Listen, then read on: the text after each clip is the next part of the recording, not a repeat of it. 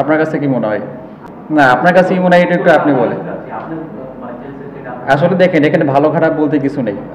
Cricket এমন খেলা, টি-20 খেলাটা, এখানে ছোট বড় কোনো টিম নেই। আমি এর আগে বলছি যে যে যার দিনে যে ভালো ক্রিকেট খেলবে সে উইন হবে। তো এখানে আমি কখনো এভাবে দেখি না জিনিসটা। বাংলাদেশ বেশি ভালো না নেদারল্যান্ডস বেশি খারাপ? আপনার কাছে কি মনে হয়? আমার কাছে কি মনে হচ্ছে সেটা বিষয় না, আমি জিজ্ঞেস করছি। না, আপনার কাছে কি মনে হয় এটা একটু আপনি বলেন। আপনি চেলসির থেকে আসলে দেখেন এখানে ভালো খারাপ বলতে কিছু নেই।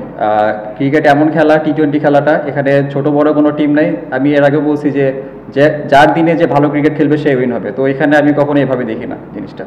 না, আমি কখনো এইভাবে চিন্তা করি না, যেটা পাস্ট হয়েছে পাস্ট। আমি সবসময় নতুনভাবে শুরু করার ট্রাই করি। দেখেন ফার্স্ট অফ অল আলহামদুলিল্লাহ আজকে সিরিজ উইন হয়েছি আমরা। আর উইকেট আমরা ভাবছিলাম পরে ডিউ পড়বে, বাট আজকে কোনো ডিউ ছিল না, ডিউ ফ্যাক্ট ছিল না। তো আমরা প্রথমে উইকেটে অ্যাসেস করছি, তো অ্যাকর্ডিং দ্য উইকেট প্ল্যানে ব্যাটিং করার ট্রাই করছি। এইরকম কোনো প্ল্যান ছিল না। ও আর আমি দেখেন নর্মালি ব্যাটিং করি, উইকেটে গেলে উইকেট যেরকম বিহেভ করে ওটার সাথে কীভাবে উইকেট পারমিট করে, কীভাবে খেলা যায়, দুজনের কমিউনিকেশন ইয়েটা ভালো আর ইন্টেন্টটা ভালো থাকে। এই জিনিসটা আমার কাছে মনে হয় ভালো দুইজনের।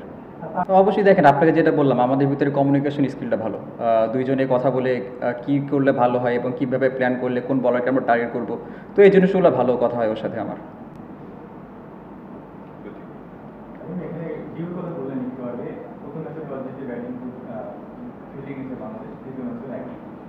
যদি থাকে সেক্ষেত্রে প্রস্তুতি যখন একটা বলা হচ্ছে এই টুর্নামেন্টটাকে, সেই হিসাবে কেন আপনি টিমের অংশ সেই জন্য আসলে দেখেন হোম অ্যাডভান্টেজ সবাই নিতে চায়। আর প্রথমে উইকেট যেরকম থাকে, আগের ম্যাচে যেটা দেখছেন প্রচুর ডিউ পড়ছে, তো পরে ব্যাটিং করা আরও ইজি হয়েছে আমাদের জন্য।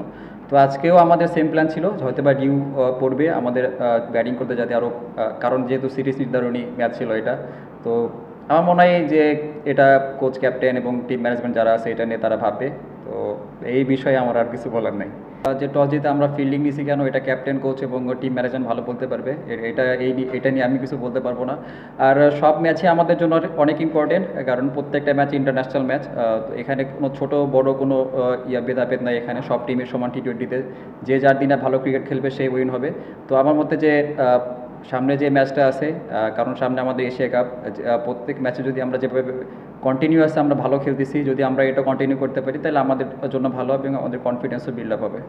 না, আমি কখনো এইভাবে চিন্তা করি না, যেটা পাস্ট হয়েছে পাস্ট। আমি সবসময় নতুনভাবে শুরু করার ট্রাই করি। আর আজকে আপনারাও দেখছেন উইকেটটা কেমন বিহেভ করতেছিল, বল টার্ন করতেছিল, বাউন্স হতেছিল। সো আমি অ্যাকর্ডিং দ্য উইকেটে খেলা ট্রাই করছি। তো আমার মতে এরকম কোনো কিছু না।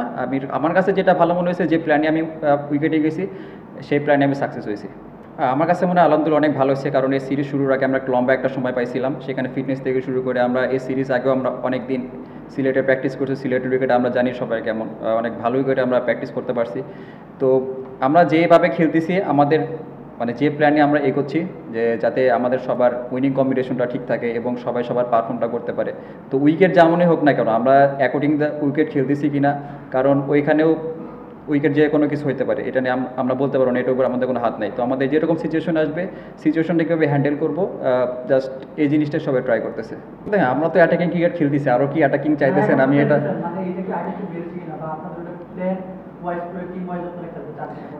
না, আমাদের পুরো টিমকে একদম কী বলবো, এটা ফ্রিডম দেওয়া হয়েছে, যে যার মতো খেলতে পারবে এবং যার যে রোল আছে সেই রোলটা কীভাবে মাঠে এক্সিকিউট করতে পারে, এই জিনিসটা সবাই ক্লিয়ার করা আছে টিম ম্যানেজমেন্ট থেকে। আসলে দেখেন আমি যে কাইন্ড অফ ব্যাটসম্যান, আমার জন্য এরকম হার্ড হিটিং করাটা আমার জন্য একটু টাফ। তো আমি চেষ্টা করছি, উডের সাথে কথা হয়েছে আমার কীভাবে আরও এখান থেকে আরেকটু বেটার হিটিং করতে পারি, এটা নিয়ে জাস্ট কাজ হচ্ছে। বাট ওর সাথে ও মানে বেশি আমার নড়াচড়া করছে না আমাকে। জাস্ট এখান থেকে কীভাবে বেটার শেপ নিয়ে, কীভাবে বেটার ব্যালেন্স নিয়ে আমি আরও ভালো করতে পারি, জাস্ট এই জিনিসটা নিয়ে কাজ করছি ওর সাথে। না, অবশ্যই সব কোচের থেকে ভালো কিছু শেখার আছে। যার যেটা নেওয়ার আছে তার থেকে, উডের কাছ থেকে সবাই কিন্তু সেটাই নিচ্ছে। তো অবশ্যই ভালো ইম্প্যাক্ট আছে আমাদের ভিতরে উডের সাথে কাজ করে।